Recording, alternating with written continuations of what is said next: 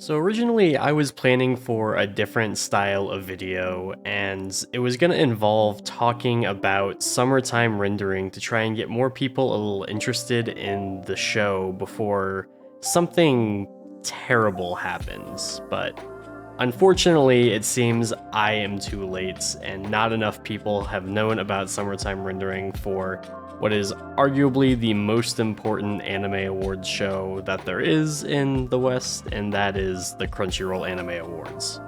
Now, some of you watching this might know, or if this is way in the future, might have heard that Summertime Rendering was not nominated for any category, and I know it's like a meme that Crunchyroll snubs the shows that actually deserve to be on there, but this is just atrocious.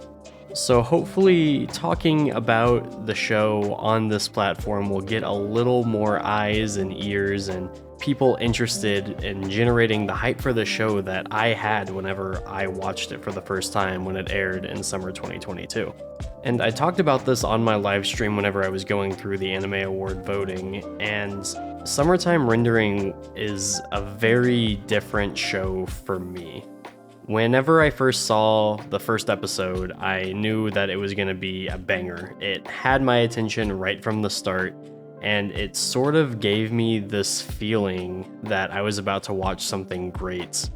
Somewhat similar to Attack on Titan, which was my first anime ever all the way back in the 2010s sometime when I was in high school.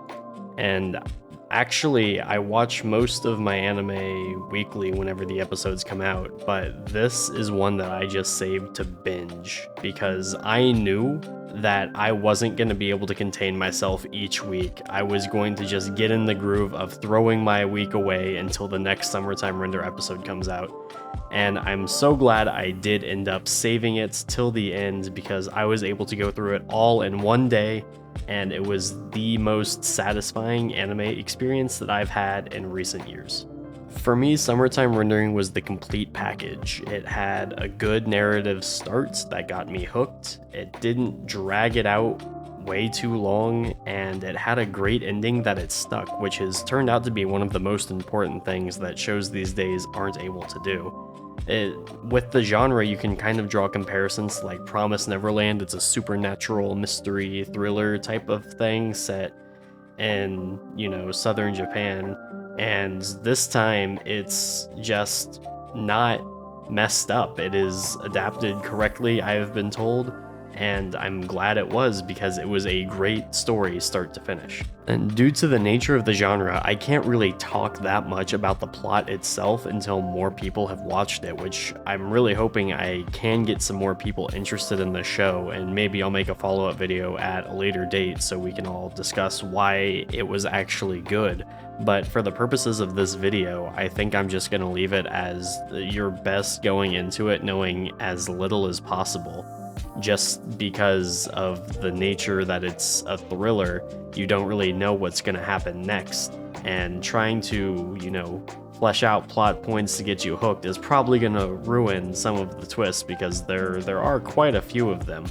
But it's not so many twists that it's overdone. In the course of its 25 episodes, I think there's probably only like maybe 5 or 6 big moments that actually shocked me, which it's good. It's not oversaturating it, and it's keeping some sort of a consistent, cohesive story, which is really interesting around this because this also involves time travel in a way that's kind of similar to how it happens in ReZero, but it's a lot better done than how it is in ReZero, which also, don't get me wrong, I love ReZero. It's a great show, probably one of the best isekais in my opinion, which is, I guess, saying something.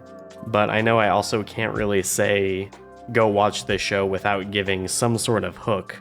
So the most minimal way I can kind of describe this is there's a folktale on this island that there is a thing called a shadow that will kill you and take your spot in society as you.